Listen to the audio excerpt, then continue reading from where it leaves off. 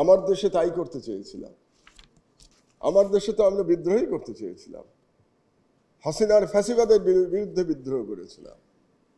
বাংলাদেশে যে Islamophobic narrative চলছে মিডিয়া এবং সাংস্কৃতিক জগতে, তার বিরুদ্ধে বিদ্রোহ করেছিলাম।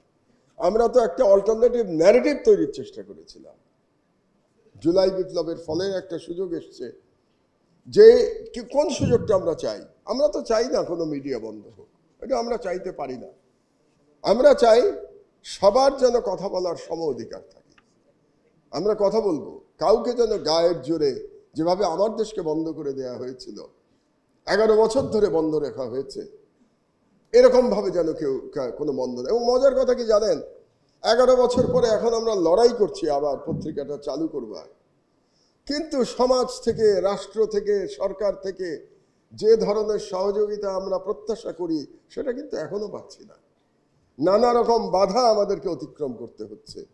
ব্যুরোক্রেসির নানা রকম বটলনেক কিন্তু এখনো আটকে রেখেছে আমাদেরকে। আজকে ক মাস হয়ে গেল? 3 মাস হয়ে গেল।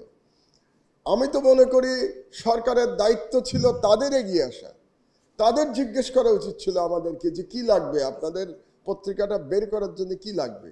আমি জানি সরকারের বিভিন্ন অংশের সদিচ্ছা আছে, আসিফ নজরুলেরও সদিচ্ছা আছে যে আমার দেশ বেরোক, কিন্তু বের হোক সদিচ্ছা থাকা আর একটা পত্রিকা বের করা, যে তার মধ্যে যে পার্থক্য, এটা আসিফ নজরুল সাহেব ভালো জানেন, কারণ তিনি মিডিয়ার লোক, তিনি মিডিয়াতে জীবন কাটিয়েছেন। তিনি জানেন যে একটা পত্রিকা বের করা, চালানো কত কঠিন। এবং এই যে 11 বছর ধরে এক শেখ হাসিনার দানব সরকার আমার দেশকে বিভিন্নভাবে ধ্বংস করে গেছে, সেখান থেকে এখন যে আমরা খুব দ্রুত পত্রিকাটা চালাবো, সেইটা চালানোর জন্য যে সহযোগিতা দরকার, সরকারের সকল অংশে সেই সহযোগিতা এখনো নাই। এটা হচ্ছে বাস্তবতা। আমাদেরকে দৌড়াতে হচ্ছে বিভিন্ন লোকের কাছে, আমাদের রিকোয়েস্ট করতে হচ্ছে, এবং কোনো কোনো ব্যুরোক্রেট এমন ভাব করছেন তারা যেন আমাদেরকে করুণা করছেন। তারা আমাদেরকে করুণা করছেন, যদিও আমাদের লড়াই অবশ্যই মূল লড়াইটা লড়েছে তরুণ সমাজ, কিন্তু আমরা যে গত 16 বছর ধরে লড়াই করে গেছি, সেই লড়াইয়েই তো আলটিমেটলি শেখ হাসিনার পতন হয়েছে। এবং সেই পতন হওয়ার ফলেই বর্তমানে যে সরকার ক্ষমতায় আছে তারা ক্ষমতায় আসতে পেরেছে।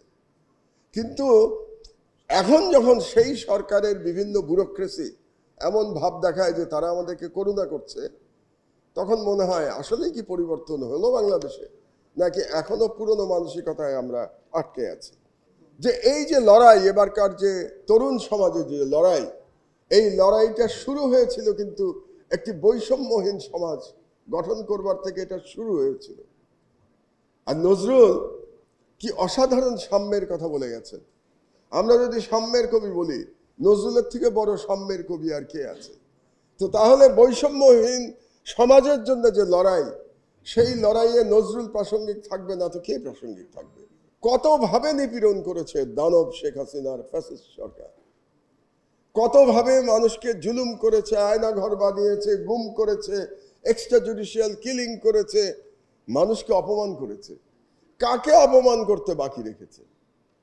শেখ হাসিনার বাণীগুলি যদি আমরা মনে করি বিভিন্ন ব্যক্তি সম্পর্কে, প্রফেসর ইউনূস সম্পর্কে, বেগম খালেদা জিয়া সম্পর্কে এবং অন্যান্য সম্মানিত ব্যক্তিদের সম্পর্কে, তাহলে তিনি মানুষদের প্রতি মুহূর্তে অপমান করেছেন।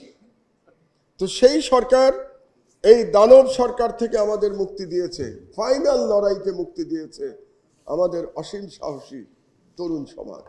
16 বছর ধরে ব্রেন ওয়াশ করার পরেও এই প্রজন্ম মাথা উঁচু করে দাঁড়িয়েছে।